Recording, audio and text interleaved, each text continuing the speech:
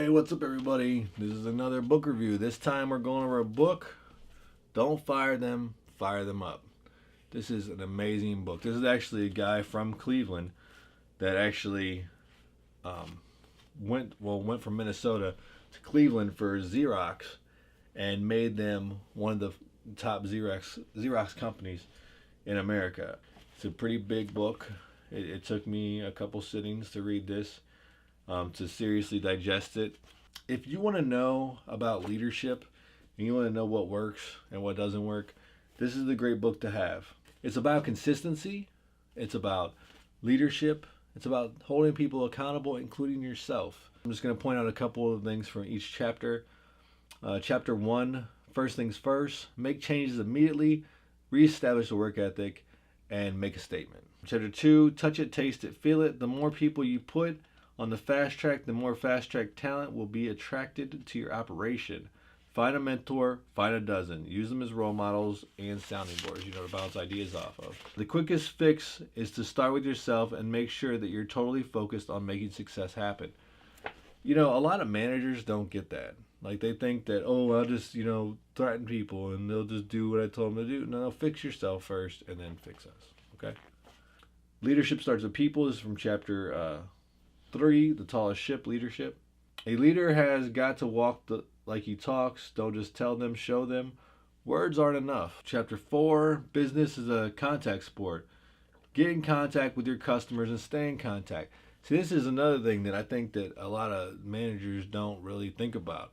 Like, when I was in the military and I was in charge of people, I was the gas turbine electrical side, and there was the mechanical side, and there was also, we worked with enginemen, electricians, and everything. So I'd always talk to the gas turbine mechanical side and the enginemen and electricians and find out what, were we missing anything, or are they having problems, because they're the ones that use the equipment all the time. And you need to stay in contact with it, because sometimes, they may not feel comfortable talking to someone else. They may not think that they know what's going on, and you just need to stay in contact, because then you can direct your people in the right direction. Don't create a fool's paradise by isolating yourself from the customer. Again, don't sit there and, sorry, my nose itches. Don't sit there and think that you're bigger than the customer, because that is your customer too. It's just like you have your hands, right? You're you. You got arms of different managers, and then you got your little workers out there. Without the digits, you're not getting anything. So, definitely, aim for that. The basic premise of this is, it says it right there. Motivate yourself and your team. Stay in contact with everyone. Make sure that you're doing what's right so that they can do what's right. Don't, create like a false facade that thinks that, oh, well, I could just stay back in this office and that's all I have to do. No, that's, be out there. Like, you don't have to do the work, but, if you see someone struggling, help them.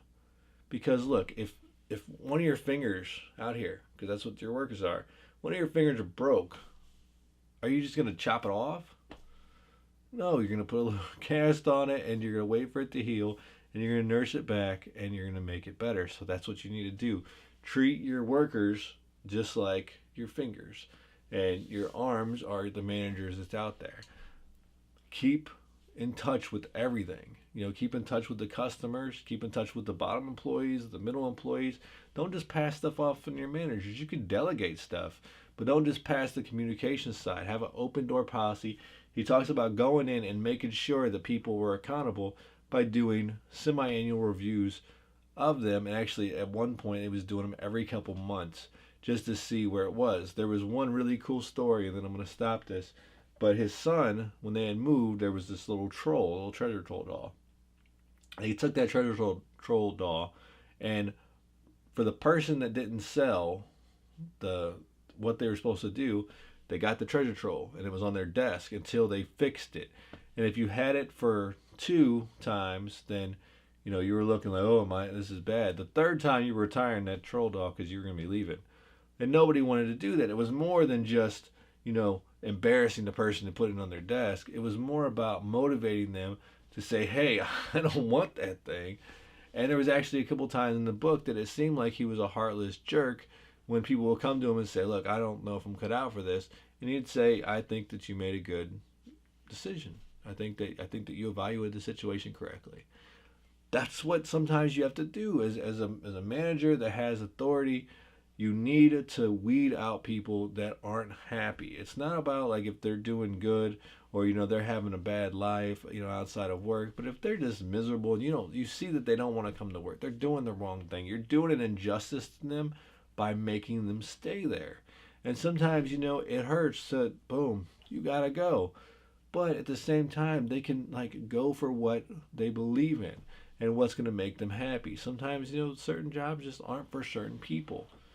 And we have to remember that. We have to definitely remember that as managers and as leaders, we have to remember that just because something pays good doesn't necessarily mean that people want to do it. And that's something you have to talk to the people about. You can't sit there and just kick them out and don't tell them why, because they might go after the same occupation. Say, look, are you happy doing this? Do you want to keep doing this? What's the situation? I mean, you're not really excelling like you should. You need help. Be there to help. I mean, companies invest thousands of dollars training people. They don't just want to throw them out.